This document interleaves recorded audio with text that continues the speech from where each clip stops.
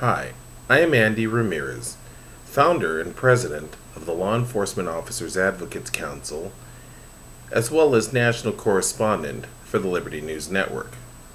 I also write for the New American Magazine.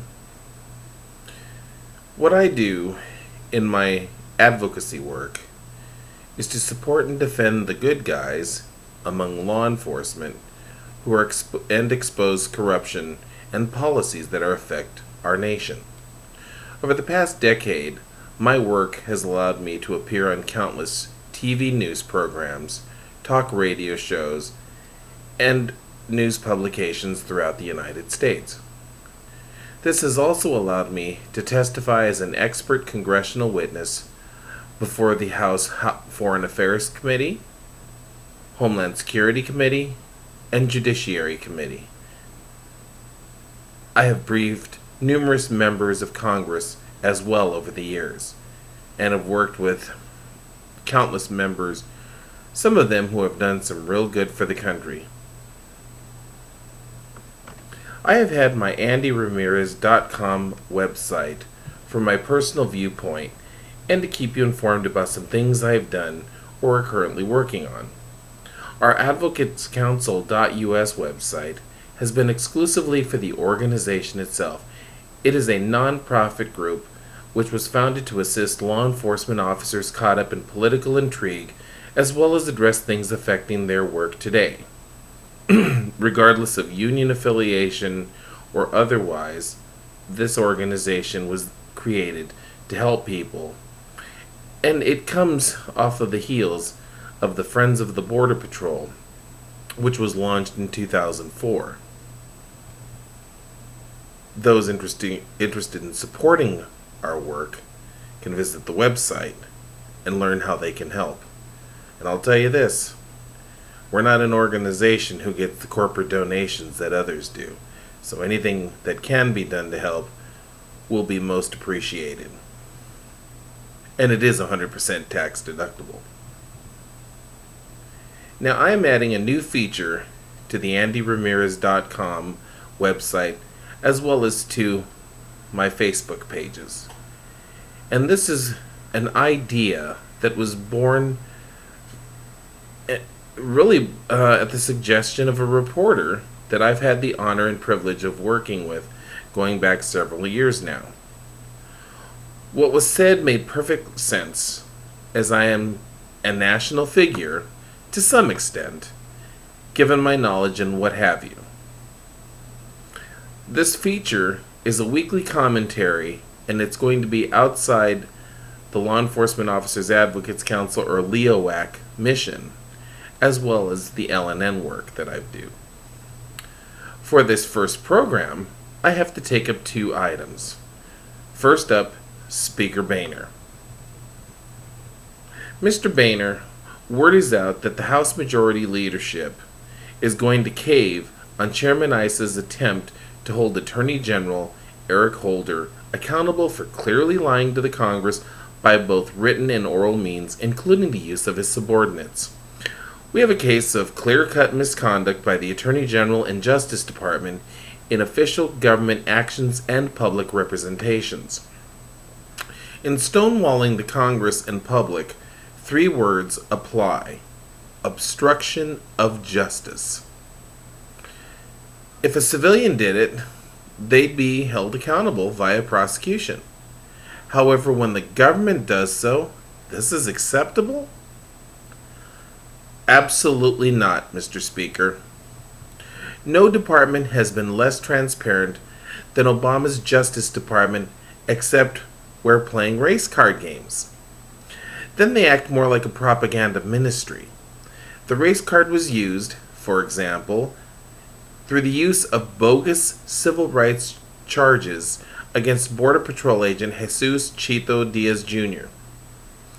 Meanwhile, any attempts to hold the President of the United States, Barack H. Obama, and A.G. Holder, well, it's basically resulted in their supporters screaming and filing letters and press releases using the race card, and this has been heavily reported by the mainstream media. Now, outside of the misconduct by this administration done in the light of day, which has clearly been ignored by the National Press Corps, many Americans are very aware and have not ignored it one iota. That very misconduct is extremely transparent. But let's hold on a second here. Why is it acceptable to prosecute baseball pitching legend Roger Rocket Clemens for allegedly lying to Congress over something that was not even illegal at the time? Performance-enhancing drugs.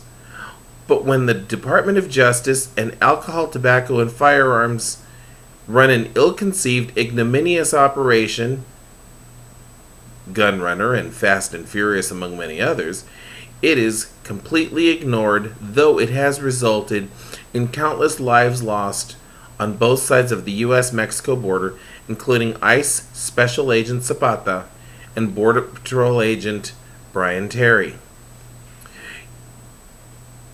Mr. Holder, he's clearly not being held accountable.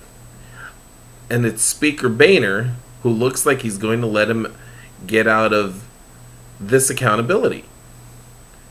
Now, if you fail to do so, Mr. Speaker, the public will know you sold out and have played that a typical political electoral type of game. To me, that's just as much obstruction of justice as it is for Holder and everyone at DOJ and ATF who has participated in the operation, development, planning, and actively participated in the execution as well as subsequent cover-up. Should that day come, shame on you, sir. Let's only hope that the voters in Ohio's 8th District do to you what the voters in Texas' 16th District just did to Silvestre Reyes by replacing you should you fail to maintain accountability. And since I am on the subject of former Intel Committee Chairman and retired Chief Patrol Agent of the El Paso and McAllen Border Patrol sectors, let me address briefly why Silvestre Reyes did lose. He spent more time doing for his cronies and his own family. And I'm not saying in a way that, through the usage of his own salary, but instead by the employment of daughter Rebecca and son Sylvester Jr. after a key contract was awarded to the International Microwave Corporation by the Legacy Immigration and Naturalization Service, or INS, for border infrastructure technology, including remote video surveillance systems, sensors, and other types of devices. He did far less for El Paso's voters. He may have touted the amount he saw to it that was funneled into his district through appropriations, meaning Fort Bliss, and played the Border Patrol chief card with Congress for years, but that was completely transparent not only to your former fellow agents, but civilians like me.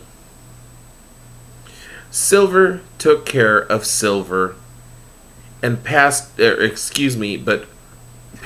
all over the law enforcement officers who have tried to do their job. How many did you ignore or provide your Walmart application suggestion rather than actually trying to assist these brave men and women simply trying to do their jobs?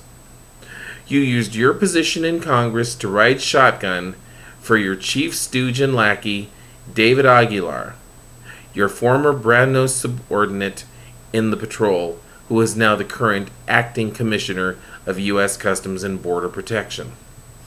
Aguilar is second to Reyes in the incompetence department and has made it clear via the infamous Tucson muster tapes of 2007 what the real goal is for those wearing pickle suits defending America today. And that is not to do their job. And if they want to chase illegal aliens, then go to ICE.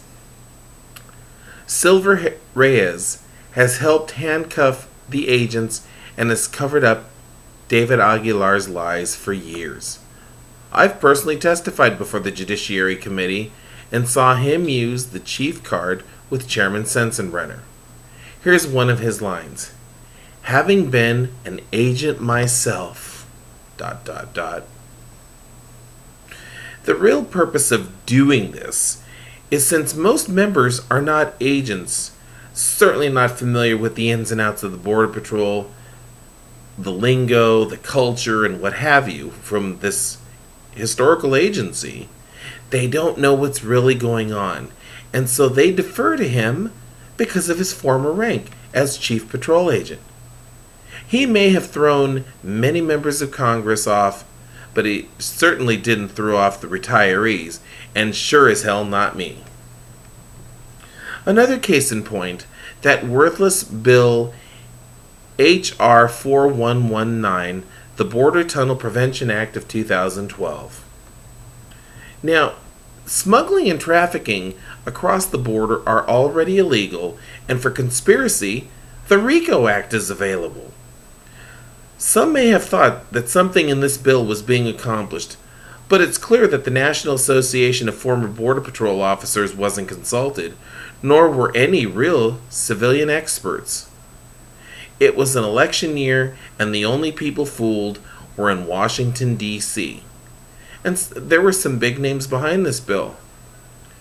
House Judiciary Committee Chairman Lamar Smith, Republican. Ranking member of the Homeland Security Committee and former chairman, Benny Thompson, Democrat. United States Senator Dianne Feinstein, Democrat. There were key and very big names behind this worthless legislation. But again, it was an election year, and the only people fooled were in Washington. And yes, this bill awaits the signature of President Barack Obama. El Paso finally said enough, and now you are history, Silver.